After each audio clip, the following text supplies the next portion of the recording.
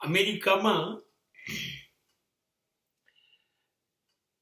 આવે 1 વર્ષ થયું મને. 70 વર્ષ અમદાવાદમાં થયા. મને અમદાવાદ બહુ યાદ આવે, ગુજરાત બહુ યાદ આવે.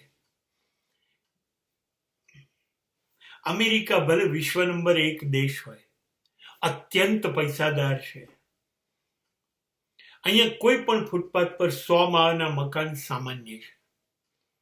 ગાડીઓ સામાન્ય, વિમાનો સામાન્ય, બધું સરસ છે, કશું જ ખરાબ નથી, બહુ જ ગમે છે. પણ મને મારું અમદાવાદ એટલા માટે યાદ આવે કે મને અમદાવાદ જેવું જમવાનું 1 વર્ષ નથી મળ્યું. આ લોકોની હેસિયત બહારનું કામ છે. ગુજરાતીઓ સૌરાષ્ટ્રનો બાજરીનો રોટલો, ભડથું અને સૌરાષ્ટ્રનો ખોરાક ખાવા માટે સ્પેશિયલી વિશાલામાં હજારો રૂપિયા આપીને જાય.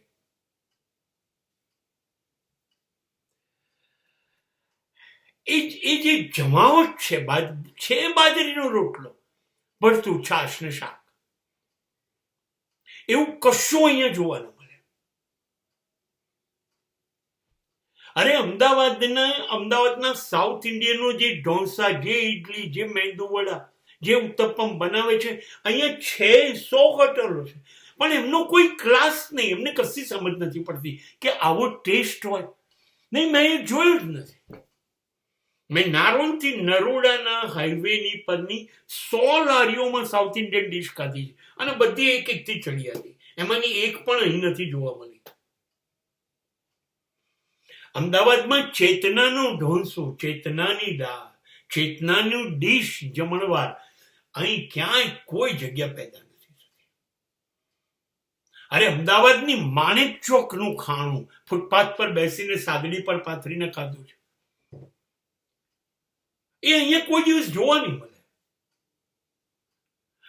એ ગાંધી રોડ ઉપરની ચંદ્રવિલાસના ફાફડા અને જલેબી આ લોકોને બનાવતા મરી જશે તોય નહીં આવડે.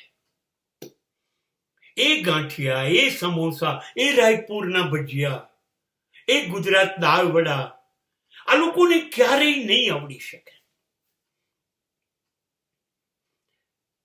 એ લો ગાર્ડનનું બજાર, એ માણેક ચોકની નીલમની પંજાબી હોટલ, હવે તો આપણા હાઈવે ઉપર 100 હોટલો પંજાબી બધું થઈ ગઈ છે.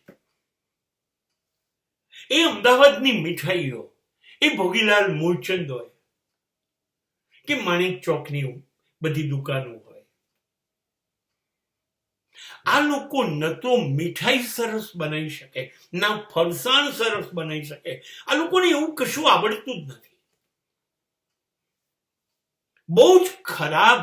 હા, આ લોકોને એમની બહુ મજા આવે છે, એમના બ્રેડમાં પિઝા અને એમનું બધું જે ખાધા કરે છે એમાં એમને બહુ મજા આવે. પણ મેં જે 70 વર્ષ ખાધું છે, ક્યાંક ભાખરી શાકે ખાધા હશે, ક્યાંય પૂરી શાકે ખાધા હશે, ક્યાંય રોટલી દાળ ભાત શાક ખાધા હશે, એ સુગંધ પાગલ કરી કાઢે છે. અમદાવાદ છોડ્યા પછી તો વિચારો જ નહીં તમે નડિયાદ આણંદના ખમણ, સુરતના ખમણ. સુરતમાં તો ખમણ 40 જાતના. તમે વડોદરાનું લીલો ચેવડો વિચારો.